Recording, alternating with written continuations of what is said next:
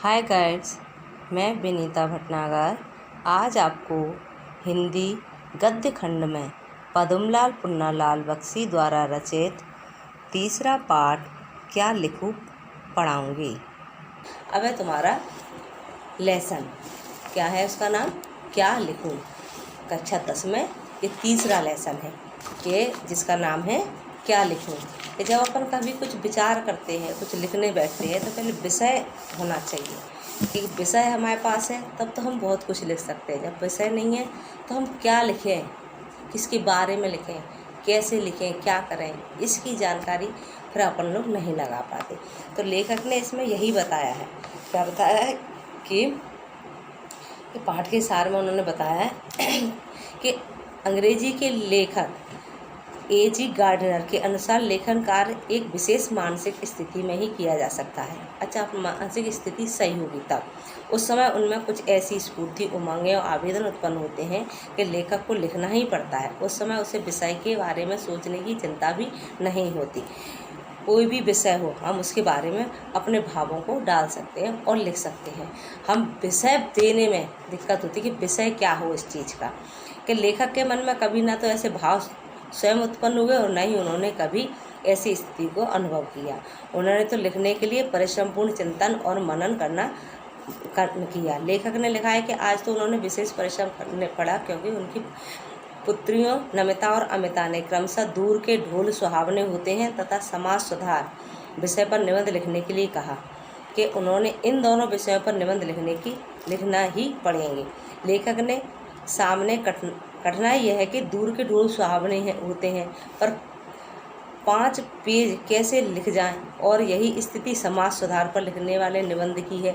अपने समस्या का हल प्राप्त करने के लिए लेखक ने निबंध शास्त्र के विद्वान की रचनाओं में आदर्श निबंध ढूंढने लगे, किंतु लेखक के सामने समस्या यह है कि वह ऐसी स्थिति से कभी नहीं गुजरा जब भाव स्वयं ही उमड़ पड़े हों।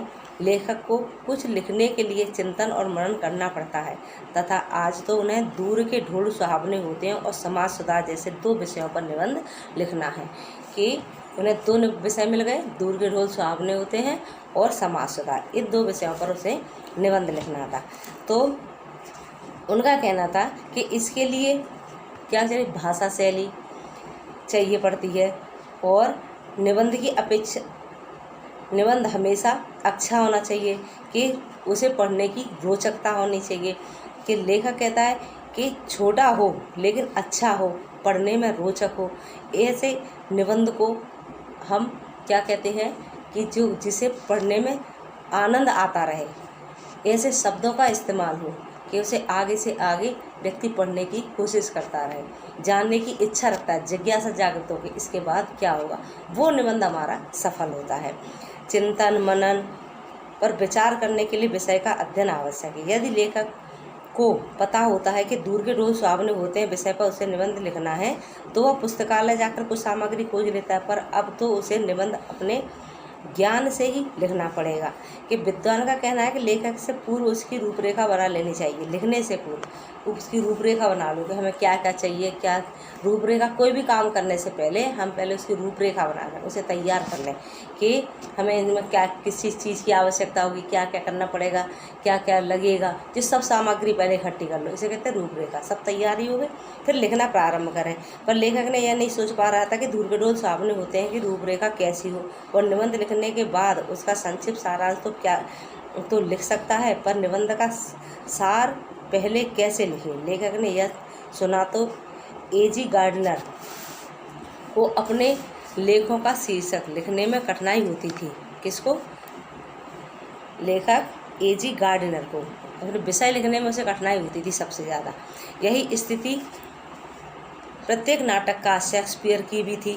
कि प्रसिद्ध नाटककार कौन था? शेक्सपियर। उनकी भी यही स्थिति थी कि विषय क्या लिखे। एक बार उन्होंने एक नाटक का नाम जैसा चाहो ही रख दिया था। लेखक कहता है कि जब मैं यह रूपरेखा तैयार नहीं कर सकता, इसलिए मुझे अब पहले निबंध की शैली निश्चित करनी होगी।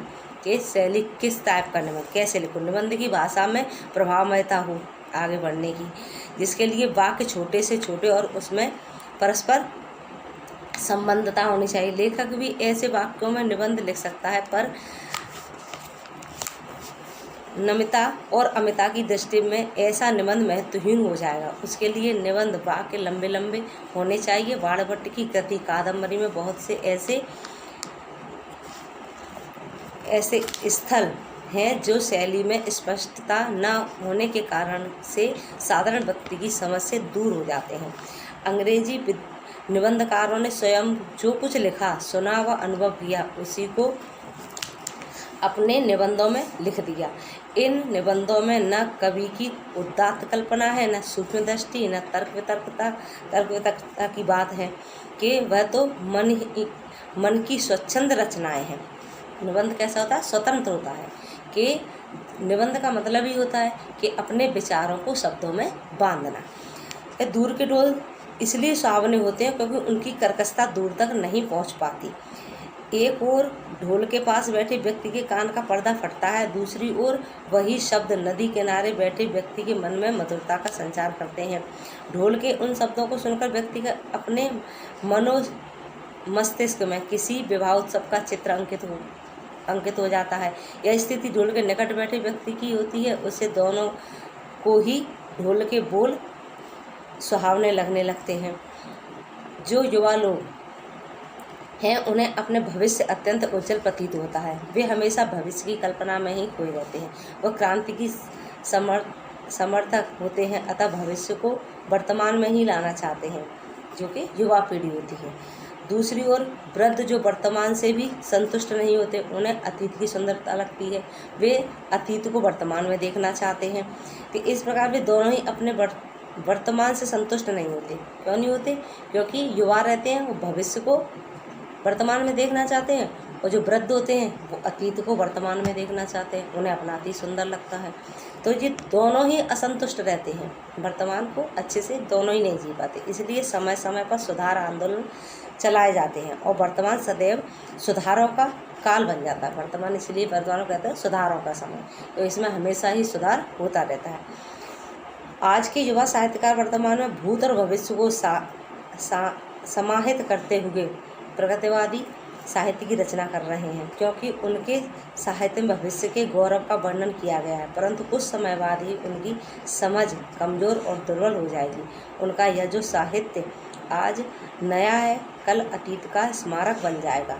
आज के युवा कल वृद्ध होकर अतीत के गौरव का स्वप्न देखेंगे, फिर युवाओं का नया दल सुनहरे भविष्य के स्वप्न देखेगा, क्योंकि दूर के ढोल सुहावने होते हैं। तो जी क्या हुआ कि जी अपना निबंध, तो इस साल आपके कोर्स में निबंध लिखने के लिए आएगा। 9th क्लास में नहीं रहता, 10th में रहता है। तो लेखक ने आपको बता दिया निबंध किस तरह लिखना है, कि वाक्य छोटे हों, मुहावरों का प्रयोग हो, उसमें भाषा शैली अच्छी होनी चाहिए, उसकी रूपरेखा पहले तैयार करो, जिस विषय में हम लिख रहे हैं उसमें क्या लिखना है। तो ये सारी चीज़ें जब आप एकत्रित कर लोगे तो आपका द बेस्ट निबंध लिखा जाएगा। ऑल द बेस्ट बेटा। घर में रहो, स्वस्थ रहो और अपनी केयर करो, घर वालों की केयर। बाहर जाने की बिल्कुल भी आवश्यकता नहीं है। All the best.